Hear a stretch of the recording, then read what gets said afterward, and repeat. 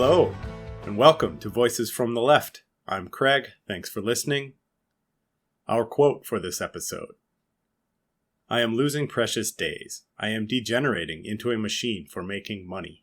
I am learning nothing in this trivial world of men.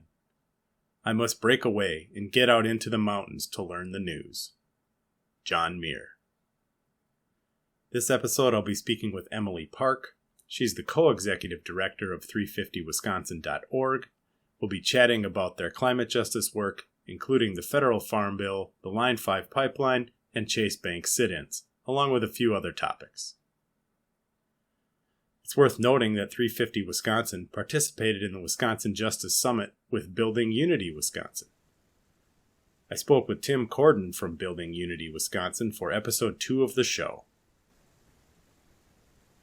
Hi, Emily. Thanks for joining me. Thanks for having me. You bet. So let's jump right in. What is 350 Wisconsin's vision and or mission?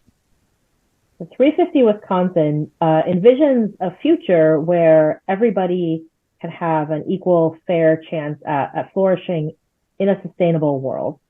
So everybody is able to access the food, the water, and the livable climate that they need to be able to live their lives.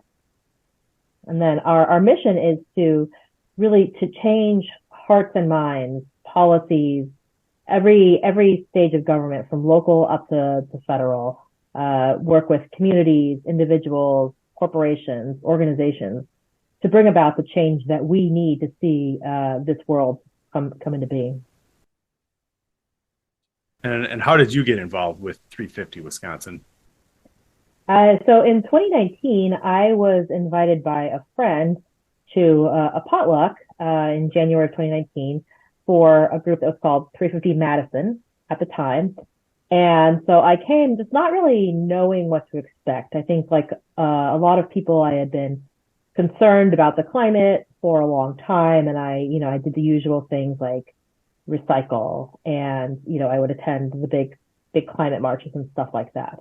But not a whole lot more in depth than that. So I was really interested to see what this group of activists was all about. And I was really pleased that it was a very welcoming environment. I think something that the organization has always prided itself on is having a role for anyone, whether that's a volunteer who can only give an hour or two a month, or someone who wants to jump in and co-lead a team. So there's, ways for anybody to be involved. You don't have to be a policy expert. You don't have to be a climate scientist. All you have to be is a person who is concerned about the climate. So I first got involved via our communications team, so helping out with social media and things like that. And then also with our divestment work. So putting pressure on banks to stop funding fossil fuels. And then in 2021, there was an opportunity for me to join as staff. So I joined and continued supporting the communications work and was also doing organizing for a nationwide campaign, putting pressure on the U.S. Central Bank, the Federal Reserve, to put restrictions on how much banks could fund climate chaos causing things like fossil fuels. So I started that position in summer of 2021, and then just a little over a month ago, our executive director stepped down, and so myself, along with my coworker Stephanie, were really excited to step up to be co-executive directors. So it's been quite a trajectory for me. I also forgot to mention that somewhere along in there in the middle, when I was still a volunteer, I was actually a board member for a little while too. It's excellent, though. Excellent. So what are the current teams and or campaigns working inside 350?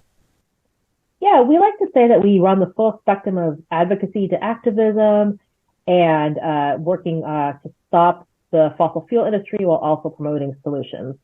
So I guess everything is what we do. On the fossil fuel resistant side, we are extremely active in the fight against Line 5. So that's the tar sands oil pipeline that runs through northern Wisconsin. And we've been involved in other tar other tar sands pipeline sites as well. We were involved with Line 3 and a number of other pipelines that are either in Wisconsin or are near Wisconsin. And then we also, as I referred to earlier, work with divestment. So pushing the banks behind the fossil fuel industry, pushing them to stop funding those projects. So the number one offender is Chase Bank. They have put the most money into fossil fuel infrastructure since the Paris Climate Accords were signed in 2016. And they are the primary funder of the Line 5 pipeline and so many other fossil fuel infrastructure projects that could not happen without this massive amount of funding from banks like Chase. And so we are putting pressure on banks like Chase to quite literally put their money where their mouths are. They claim to be a green bank, sustainable. They claim to care about their customers' futures. So let's see that happen. Right. We also have our state policy team. I think that's they primarily focus on building codes currently. As I think a lot of listeners of your podcast probably realize, the Wisconsin legislature is a challenging environment in which to be pushing for anything remotely progressive, including building codes.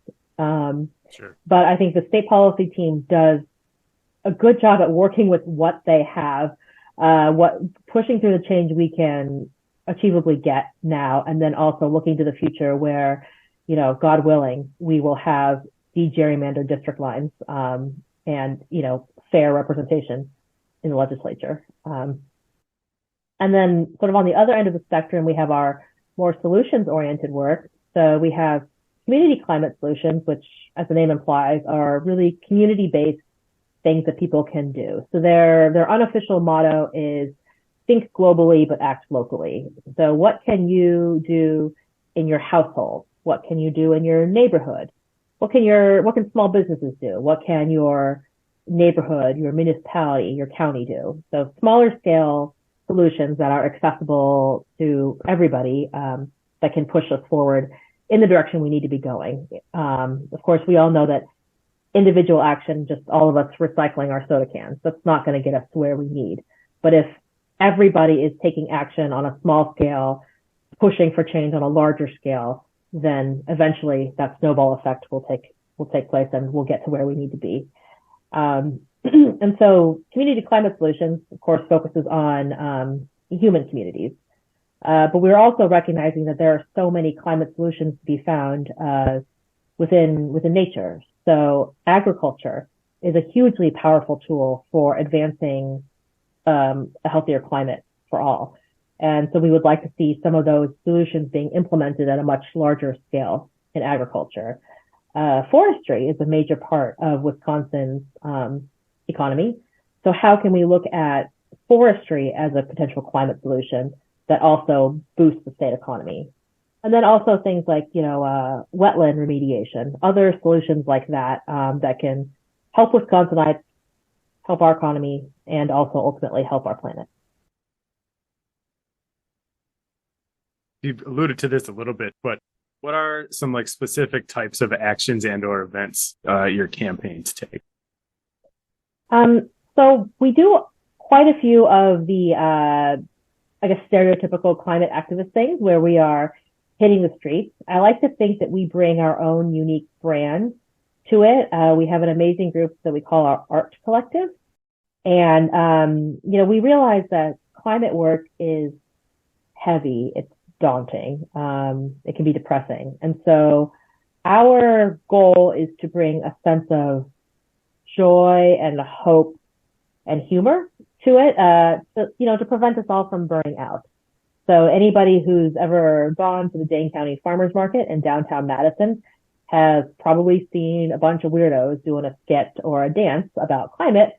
That's us. So I think it's a really great way to bring in the general public, make that connection between whether it's Chase Bank or agriculture or what have you, and connect that to their daily lives as Wisconsinites. We did have some members go to the big climate march in New York City in mid-September. we participate in those kinds of larger marches and have helped host them before.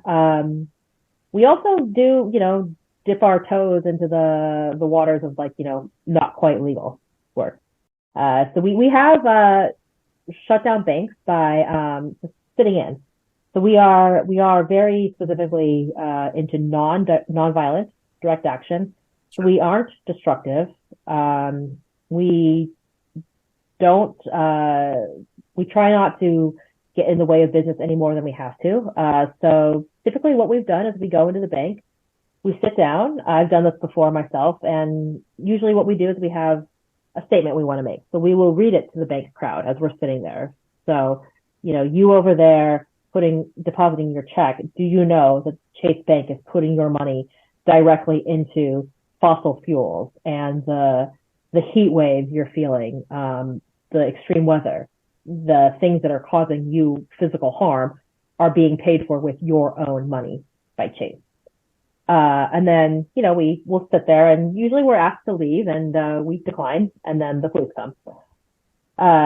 But that's about as far as we go when it comes to nonviolent direct action. We're not the kind of people who are doing anything destructive. Sure. And then on the other end of the spectrum, we realize that talking to your elected officials can be daunting for a lot of people. So if there is a particular bill before the state legislature or something your city council is going to be discussing, we'll put together talking points. So, here are some things you might want to mention when you talk to your elected official, or here is when the meeting is, here is how to dial in, or here is a public comment period where you can submit a comment that the government has to take into account when they make their decisions. So really uplifting those opportunities for action for everybody, and then making it easier for people to participate without having to feel like they need a PhD in policy or what have you. Supporting people to get involved with local committees. So whether that's like an advisory committee with their neighborhood or their city or their church, supporting that in whatever ways we can. So it's the full spectrum again of activism to advocacy. Sure. You mentioned your state policy work a little bit earlier. You have a specific group, and I think it's even like a separate company technically, right? That works on that type of stuff. What specifically do they do? Do they meet with lawmakers to bring proposals to them, or what type of work? Yeah, so our state policy team, which is part of 350 Wisconsin, I think I previously mentioned they mostly work on building codes. So they have met with key decision makers in the state to talk about what kinds of building code reform might be possible in Wisconsin. We have a number of very knowledgeable volunteers who draft suggestions that they would like to see the government take into account. We also through the state policy team is where we will uplift options for people to submit comments to the legislature, to the government, to Department of Natural Resources, whomever. But again, the Wisconsin legislature is extremely difficult. Just this past Friday, the 29th, the state legislature was considering basically an update to Wisconsin's building codes that would put it in line with the most recent set of international building code standards, which would have resulted in energy savings for everybody. It would have improved building efficiency standards, so providing jobs for construction. It would have been just all around a good thing for Wisconsin, and it never made it out of committee. A joint committee voted along party lines to not take up this updated set of policies. That was super disappointing, but also not so surprising. So that is the environment that we are up against. Challenge. Yeah. A little while ago, we were talking to one of our sort of ally organizations, 350 PDX in Portland, Oregon. And Portland, Oregon managed to pass a city, I forget resolution or no, they came up with a city climate plan that was extremely ambitious and well exceeded the state of Oregon standards for sustainability in buildings, transportation, etc. And so we were talking with the Portland crew about, how did you do it and how could we do something like that here in Madison? Again, a very progressive liberal city. And the answer is we can't, because the way the state legislature works, we cannot have building codes in Madison that are stricter than the state standards. So I think some of what you talked about with your building code updates probably roll into my next question a little bit. And what are specifically your green building initiatives that any listener, if you want to check it out, you can see it on the 350 Wisconsin website, which I'll have links to in the show notes. So we are kind of in the process of updating those right now. Maybe I could talk about something sort of slightly related. Would that work? Sure. We are really excited about the opportunities offered by the Inflation Reduction Act, also known as IRA, which was passed last year, the largest climate funding package that has ever been passed in the United States. It's not perfect, IRA, but it's a lot better than what we had before, which was nothing. And there is so much money in that pot that is going to the states to support overhauling electrical grids, so making them more efficient, promoting sustainable energy, upgrading existing buildings. So if you are a homeowner who lives in an older home and you want to upgrade your insulation, upgrade your windows, upgrade to solar panels, there are incentives and tax breaks in IRA for you to do that. So making these sustainable options really affordable. If you are a small business owner, a landlord, again, you can take these steps to be a more sustainable business without necessarily having to pass those costs along to the renters or to your customers, which is, I know, again, a major concern for a lot of people. And the concern is that if the Wisconsin state legislature or any part of the Wisconsin government makes our state seem hostile to sustainable energy solutions, the federal government could very well choose to just not give us as much money. Like, one thing we are concerned about is what utilities are thinking about doing in terms of solar panels. So some of the utility companies in Wisconsin would like to essentially overhaul their net metering programs, which net metering is how solar panel owners can sell excess energy back to the grid, and then that money offsets the cost of the solar panel, therefore making it more affordable. And essentially, a lot of utility companies want to make that much, much harder to do. And so it could be that if the federal government looks at Wisconsin and says, this is not an environment where we see wide-scale solar panel adoption taking off, they could decide to yank that money. And that's money, that's jobs, that's opportunity, all sorts of things just lost for the state of Wisconsin. Sadly, I know something similar happened years ago with the proposed train that was going to go from Madison to Milwaukee. We had federal dollars for that. That got squashed, and they just took the money and spent it elsewhere. So it's definitely not unheard of for that type of thing to happen. I was just thinking about that. I'm just about to travel for a climate conference, and I'm taking Amtrak, and so I have to take a bus to Chicago, and then, from there a train. And I was thinking to myself, wow, how nice would it have been if I could have just taken a train the whole way. But all right. So you mentioned the Line 5 pipeline earlier, and I am specifically interested in your work for that. I have a little background, and then you can fill it in because you probably have more background than I do about it. But so the Line 5 pipeline is a tar sands fracking pipeline that runs from Western Canada through the United States in northern Wisconsin and Michigan, underneath the Mackinac Island Bridge, right? Mackinac Bridge, and then ends somewhere in central Canada there. So not a great description, but it's running through the Bad River Reservation. I know that. And there's some very real concerns that because of where it runs and the eroding that's happening from one of the rivers that goes through there, that pipeline could very easily, start leaking and or break, crack, and leak, a catastrophic amount compared to just the regular leaks that happen in pipelines all the time.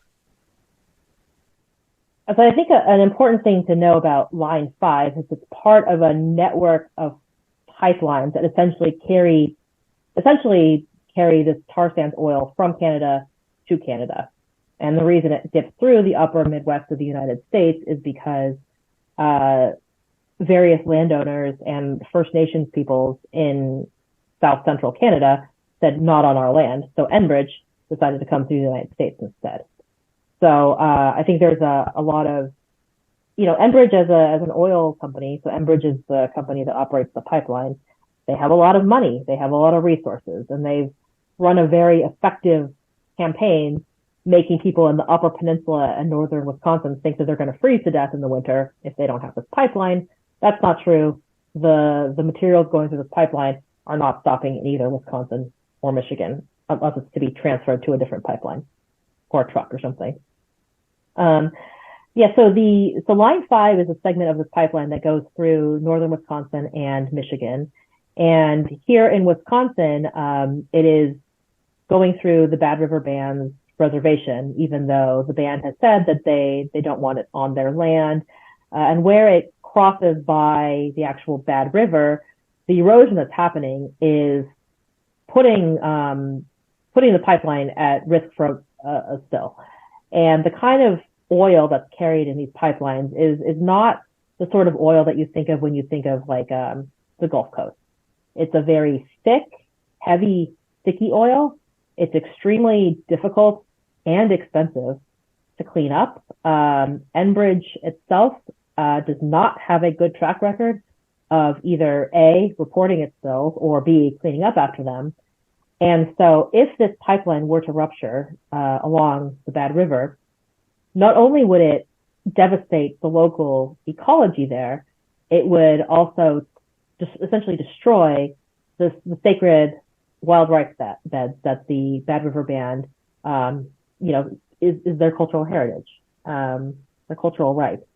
Beyond that, it of course also impacts the entirety of Lake Superior. It impacts all sorts of delicate wetland ecosystems. And from there, because we know that, nature doesn't follow humans' geographic lines, it goes from Lake Superior to spread to the entire Great Lakes system, which is a foundational part of the Midwestern identity, foundational part of our economy. 20% of the Earth's freshwater resources. That's no small thing. So the implications for an oil spill in the Bad River Band are catastrophic for the Bad River Band, for the Great Lakes, for all of us, really. And that's not even accounting for the climate effects of continuing to rely on the fossil fuels that are in the pipeline. That's like a whole separate can of worms. And then the Bad River Band has been suing Enbridge to get the pipeline off their lands, as is their right. Their agreement with Enbridge expired, and they have told Enbridge that they don't want them there anymore.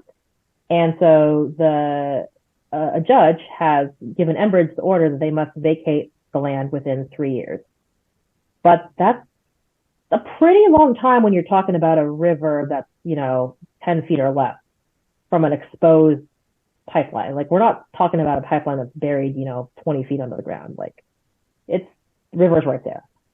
And their proposed reroute would take it just south of the Bad River Band, which is upstream of the reservation.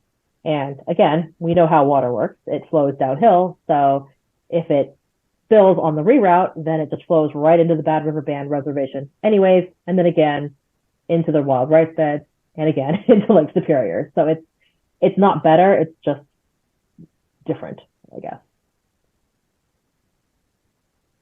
And that was a federal judge from a local circuit court, or I shouldn't say local circuit court, but one of the circuit courts, right? So that it's probably maybe it already has. I haven't paid.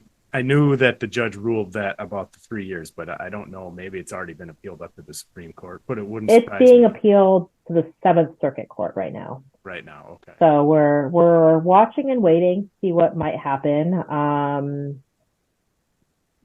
Yeah. So like we're even if the Bad River Band prevails and Enbridge does have to vacate their lands, then we've still got the question of the reroute. So right. I am not a member of the Bad River Band, so I of course can't speak for them, but I am happy for them that they've had this victory in getting it off their lands. But I'm also afraid of what this might mean for other people saying that we now need to fast track this reroute, which would again continue to threaten them and their way of life.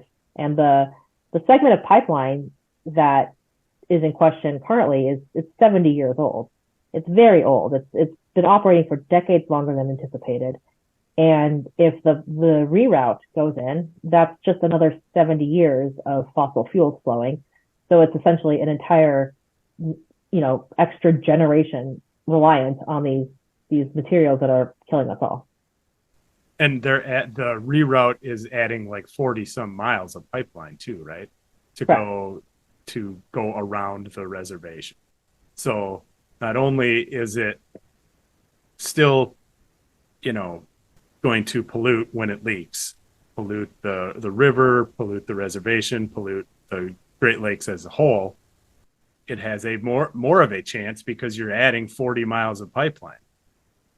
It might be net like 30 or something, right? Because they won't use the stuff on the reservation anymore. But at any rate, it's more pipeline than exists right now, even if they reroute it. So You just have a higher chance of polluting because you have more pipeline. Mm-hmm. And then where it goes through the Straits of Mackinac, so across the Upper Peninsula and then crossing by the Bridge of Mackinac and then down to the Lower Peninsula of Michigan, where Lakes Michigan and Huron meet. It's literally just, the pipeline is literally just sitting on the bottom of the lake there. It's already been hit by anchors. The proposal is to make a tunnel, which when they say tunnel, we're not talking about, again, far underground. It's basically they're going to put the pipeline in a concrete tube. But I mean, the water is choppy there. It's, a spill there would be very, very, very, very difficult to clean up. It would, again, have an enormous impact on the local economy. And then right there where those two lakes meet is a really critical ecosystem that would have far-reaching impacts for the rest of the Great Lakes again. So I guess I keep coming back to the Great Lakes, but, here in Wisconsin, I think we all take pride in being a Great Lakes state. And I think the rest of the country and the rest of the world tends to forget how vital of a resource the Great Lakes are just for, again, partially just for our ability to drink water, but beyond that, so many more important things. So let's switch gears a little bit. In your time there, what has been your most effective organizing tactic? And I guess that's kind of a broad question, but I guess more specifically, what have you found to be the most effective way to get people together and maybe get people from different backgrounds, I guess a diverse group to come out? I think that's a really interesting question. I think my work with the divestment campaign has been really interesting in drawing that clear connection in people's heads between their money in their checking account going to fossil fuel infrastructure. And, I mentioned earlier that we do occasionally do sit-ins at banks, and we are definitely not asking that of everybody. Like to participate in an arrestable action, frankly, requires a fair amount of privilege. Like, myself as an Asian American woman in a city like Madison, I am not particularly afraid that the cops are going to do something terrible to me. I'm not actually in fear of my life. At most, I am going to be paying a fine.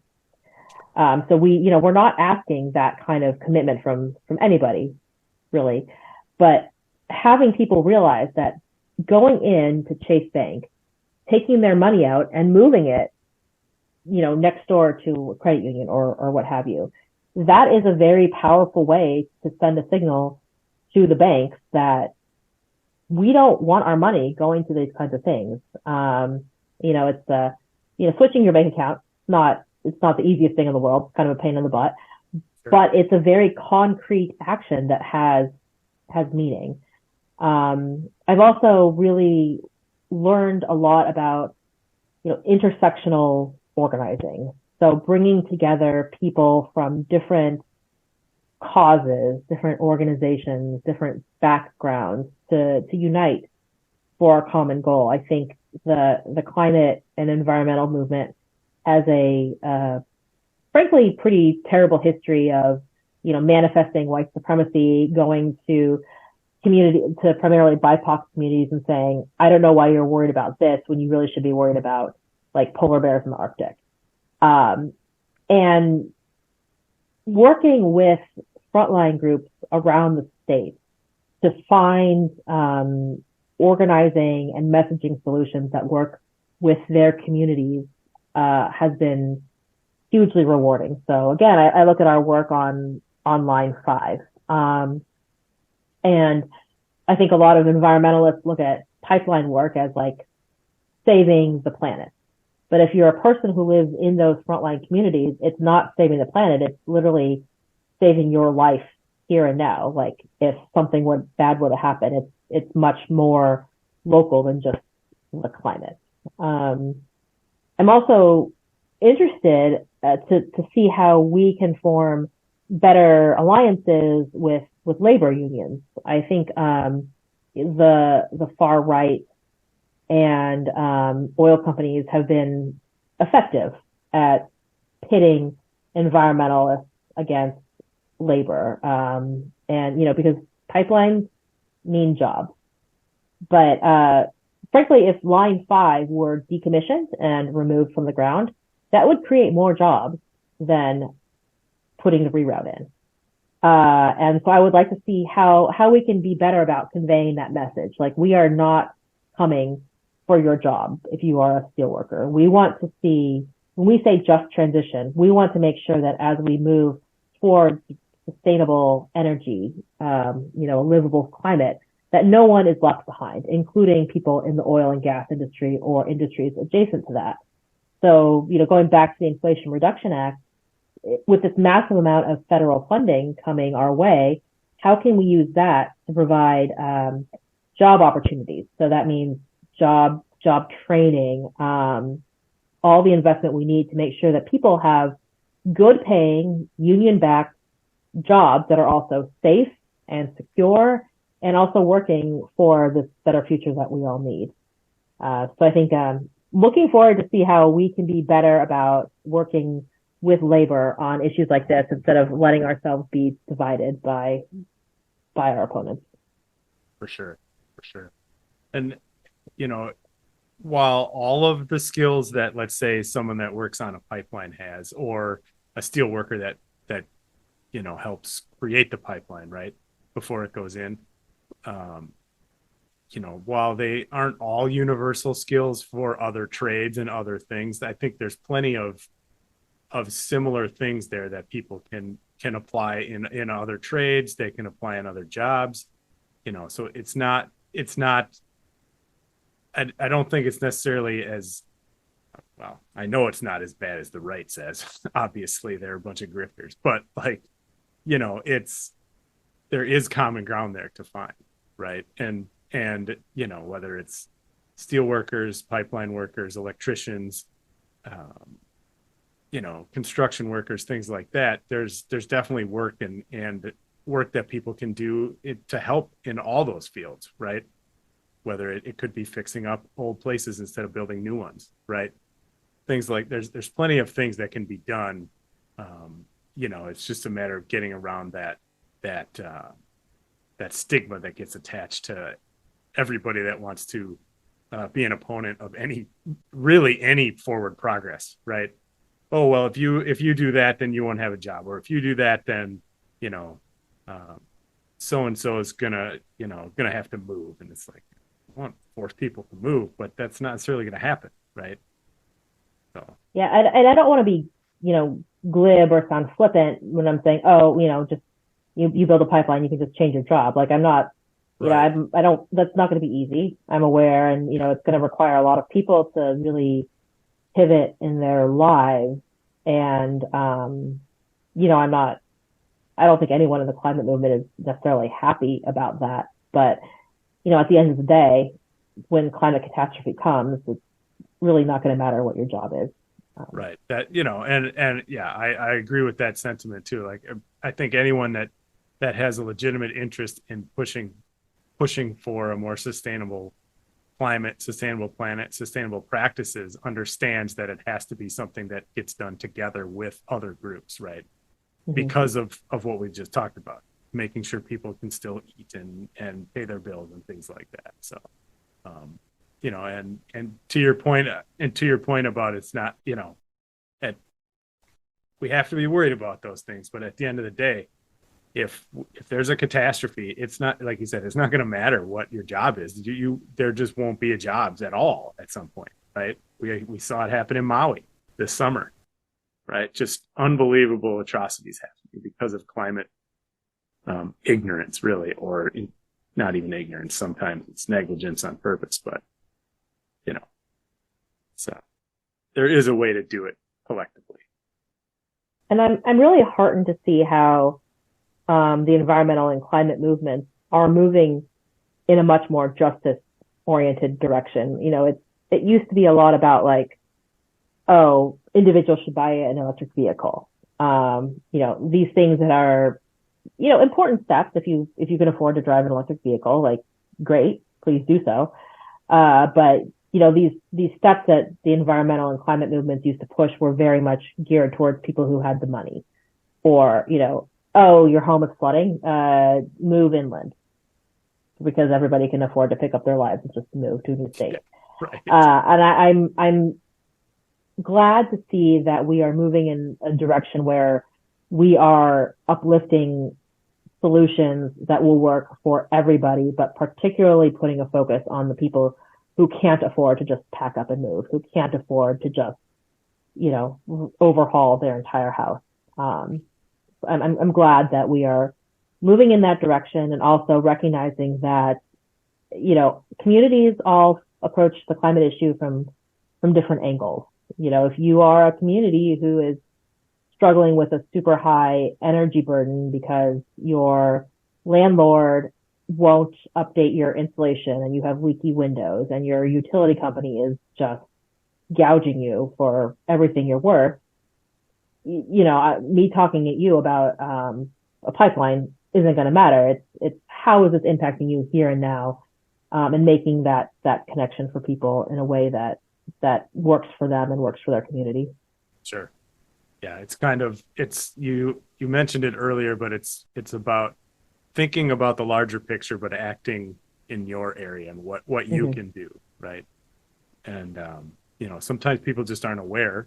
So it's just a matter of talking to them and figuring out, what their specific question might be about, whatever issue, and then moving forward from there. So, yeah, that's good.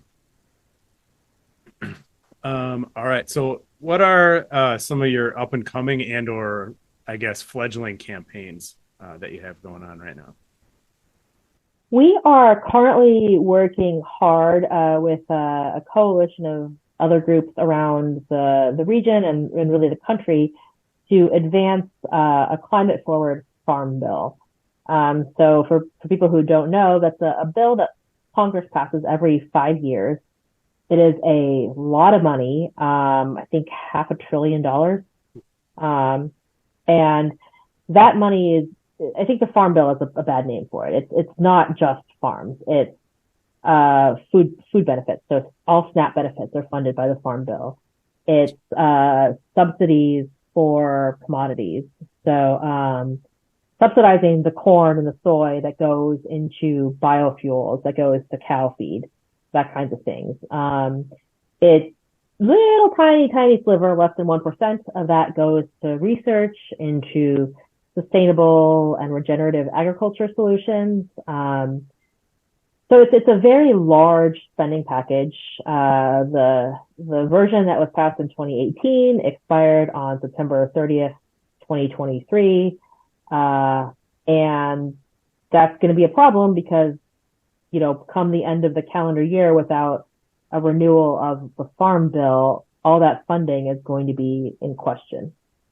And so that means implications for anybody who depends on SNAP to eat. And, that's just the funding aside. That's a separate question is whether Republicans will put a bunch of hoops you have to jump through in place, like prove that you aren't on drugs or that you're applying for jobs. So basically justify your right to eat food. So that's a completely separate question. But what we would like to see is what would it look like if a farm bill was climate and justice centric? So making food accessible to everybody who needs it, without, damaging their dignity, essentially, without questioning their rights as a human being. But also, there's a reason why you go to the store and Doritos are cheaper than vegetables, the corn subsidies. So what would it look like if these healthy foods were subsidized and made more affordable? Better returns for the local growers who produce these things. I've also heard plenty of climate advocates in the past say things like, if you want to support a healthy climate, you shop at Whole Foods because they grow their food. Their food is organic. That's great. I don't know if everybody who listens to your podcast has ever shopped at Whole Foods. It's a very expensive place to do your grocery shopping. Yeah. So I think going into a lower or even middle income community and saying, if you cared about the planet, you shop at Whole Foods, that's wrong. Yeah. But what if those organic, sustainably produced vegetables that are good for people, good for the planet, what if they were affordable? What if it didn't have to be you went and spent your whole paycheck at Whole Foods? Right. And, then thereby also supporting the small scale family farmers, not forcing them to go into large scale industrial agriculture for a living. And, because we've seen time and time again that this large scale industrial agriculture, it ruins the land. It sends carbon into the atmosphere because the soil can't hold the carbon anymore. It wastes ridiculous amounts of water, and it's just ultimately not healthy for literally anybody except for big agribusiness. So is there anything else you'd like to talk about? I think, so since I've been involved with 350 Wisconsin, again, starting as a volunteer and then eventually as a board member, then staff, and now co-executive director, I have been so gratified to be a part of our process of integrating climate justice into every part of who we are as an organization. I think a lot of times when corporations or other nonprofits, say that they're looking at diversity, equity, inclusion, it's, they'll do a survey and they'll slap it on their website. And it's, it's not enough. And we still, as an organization, have a long way to go, but I'm proud of how far we've come, and we are, actively working to make it so that anybody who wants to act for a livable climate has a role in our organization. So we don't want there to be any barriers to participation. As long as you are willing to come to some Zoom meetings or fill out a survey or submit a comment or get more deeply involved. We want everybody involved because, again, this is a fight for all of our lives. It impacts everybody. And so we just want anybody who wants to be a part of that to join us. Excellent. And for the listeners, if they want to keep in touch with what you guys are up to, where can they find that information? We have a website, which is 350 Wisconsin, so spelled out 350WISCONSIN.org. We are also on Facebook as 350 Wisconsin and Instagram, and I refuse to call it X, the platform formerly known as Twitter. Bird app. Yeah. Yeah. We also do have a sister organization called 350 Wisconsin Action. So the website for that is 350wisconsinaction.org. And that is where we do more electoral type work. So as everybody in Wisconsin knows, 2024 is right around the corner. It's going to be a long, long year for, well, everybody in the U.S., but especially for those of us in Wisconsin. Yeah. So looking forward to how we can promote climate champions in every level of government possible. Excellent. All right. Well, Emily, thank you so much for joining me. It's been a pleasure. And hope to see you out there. I know we've got some common ties in the background that the listeners might not know about yet, but if they listen to all the episodes, they probably will. Okay. But cool. yeah. But yeah. So yeah, like I said, thank you. And it's been a pleasure. Yeah. Thank you for everything you're doing to, again, I feel like there's so much divide and conquer among, our groups from the right. So thank you for everything you're doing to bring us together and keep us as a cohesive, progressive movement. It's important. That does it for the show. Don't forget to rate and review on whichever platform you use to listen. Special thanks to Nick Josephs for the use of the theme song. You can find Nick on Spotify and on the web at nickjosephs.com. You can find me on Instagram, TikTok, and Twitter. If you'd like to support the show, you can subscribe on patreon.com/voicesfromtheleft or donate on buymeacoffee.com/voicesfromtheleft. All the links will be in the show notes. Thanks for listening, and solidarity.